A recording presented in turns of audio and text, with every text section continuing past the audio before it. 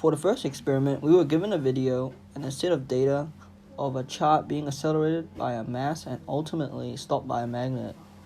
We had to use this data to estimate the mass of the combined mass of the cart bumper and the mass of the bumper itself.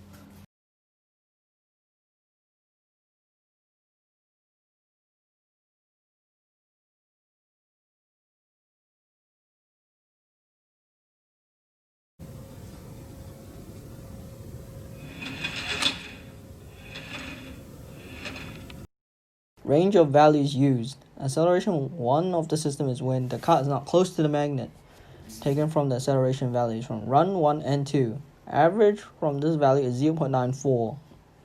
Acceleration 2 of the system is when the cart is close to the magnet. Acceleration of the cart is changed almost instantaneously, and the force transmitted to the cart by the magnet is almost instantaneous. And during the second collision, some energy is lost. Therefore, we will be using the average maximum acceleration of the first collision of the runs 1 and 2. And average of this value is negative 7.55. The force value will be taken as an average value around the first and second collision of run 1. Run 2 has an outlier of 12.3 and will be discounted. The average of the spikes is 1.477.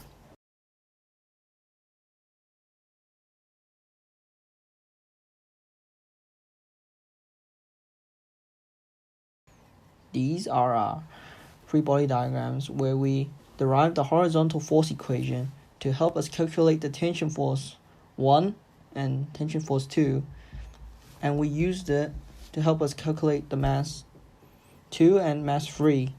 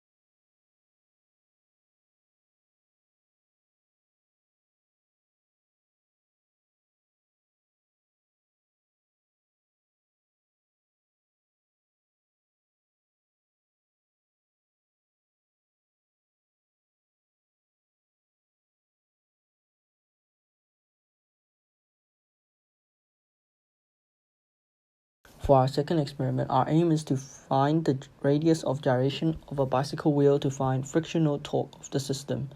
Our hypothesis is the moment of inertia should approximate the moment of inertia of a hollow cylinder of equal mass of similar tire thickness. Our method is we attach the mass to a string in order to apply a constant downward force at the edge of the wheel. We recorded the time it took for the mass to fall to the ground and the angular displacement of the wheel. From this, we were able to calculate angular acceleration and calculate the radius of gyration of the wheel. The theoretical moment of inertia should be very close to that of a hollow cylinder. Through the difference between theoretical and experimental values, we can estimate the frictional torque of the system.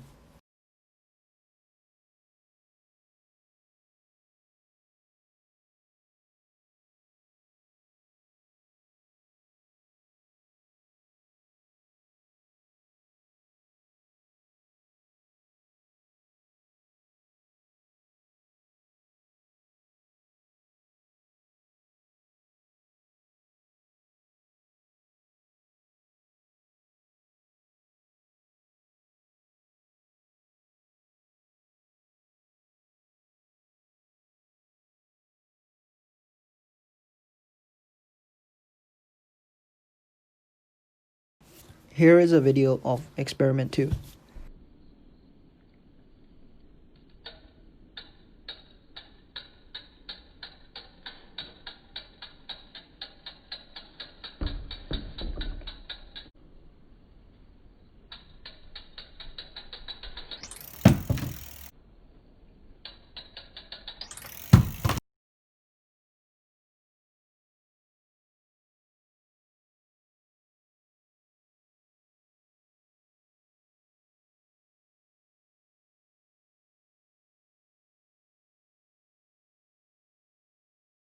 For our experiment 2 data, our constant variable is the radius of the wheel is 0.26 meters. We conducted 3 tests where we changed our mass each time, as you can see in the table, and we recorded the time for when the bottle hit the ground. We repeated it 3 times for each test.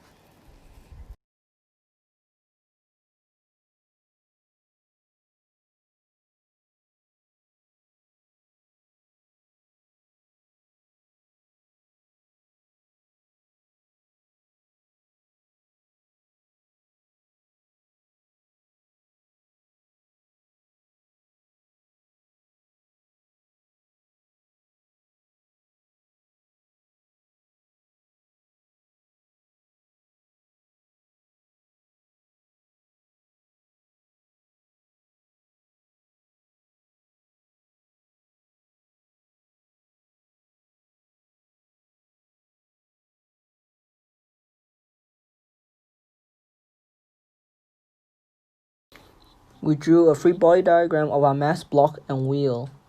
We then wrote down the kinematic constraints, assuming the axle on the cycle wheel is frictionless. Acceleration of mass in x direction is 0. Acceleration of center of mass of cycle wheel is 0. We then derived the horizontal and vertical components of the force acting on the mass, where the force in the horizontal direction is 0. And for the vertical reaction force, we got T equals mg minus ma. We then refer that as equation 1, and then from the moment and equation of motion, we substituted it as sum of moments. We then get the overall equation r bracket mg minus ma bracket equals moment of inertia multiplied by angular acceleration. For each experiment, we use that equation to help us calculate the moment of inertia, and we also calculated angular acceleration by angular displacement over time. So overall, our average experimental inertia is 0.09, and the theoretical moment of inertia can be modeled using the equation of a hollow cylinder, which is I equals mr squared. The mass of the wheel is 1.25 kg, and we calculated the moment of inertia theoretically is 0.0845. Using the theoretical value of inertia, we were able to calculate the average frictional torque in the system. We found that in comparison to the other forces involved, it is negligible. This means that the wheel should keep spinning for a long time without stopping, which we know to be true, and we were correct in our assumption to treat the wheel as rotating on a frictionless surface for the purpose of this experiment.